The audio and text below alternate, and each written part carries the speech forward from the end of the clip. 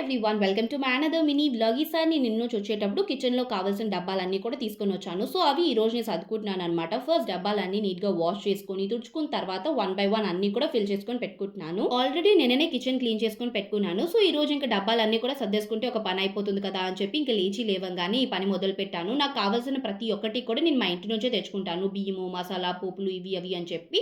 ఒక్కొక్కసారి అయితే ఇంక నేను వెజిటబుల్స్ కూడా మా ఇంటి నుంచే తెచ్చేసుకుంటూ ఉంటాను. ఇంకా కిచెన్ సర్దేసుకున్న తర్వాత ఇప్పుడు బెడ్ సర్దుతున్నాను. బెడ్‌షీట్ ఇంకా పిల్లో కవర్స్ 2 కూడా మా ఓనర్ ఇచ్చారంట. సో, అవి మా రూమ్‌మేట్ కంటిన్యూ చేస్తుంది. ఎన్ని రోజులని ఒక్కటే కంటిన్యూ చేస్తామని చెప్పి ఈసారి నేను ఇంటి నుంచి వచ్చేటప్పుడు బెడ్‌షీట్ ఇంకా పిల్లో కవర్స్ కూడా తెచ్చుకున్నాను.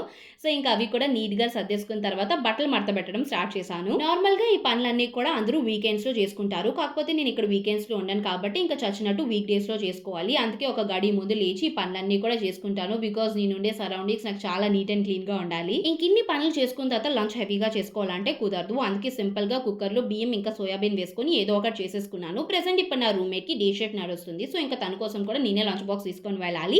అందుకే ఇంకా దానికొక బాక్స్, నాకొక బాక్స్ ప్యాక్ చేసుకొని బ్రేక్‌ఫాస్ట్ చేసి, ఫ్రెష్ అయ్యి మేడ మీదకి వెళ్ళి ఉన్న బట్టలన్నీ కూడా ఎండబెట్టుకొని కిందకొచ్చి రెడీ అయ్యి ఇంక ఆఫీస్‌కి వెళ్తాను. అదేంటో ఏమో తెలీదు కానీ పెళ్లవ్వక ముందే నాకు హౌస్ వైఫ్ ఫీలింగ్ వచ్చేస్తుంది. ఓకే. ఇంకా టైం అయిపోతుంది. ఇప్పటికి బై బై.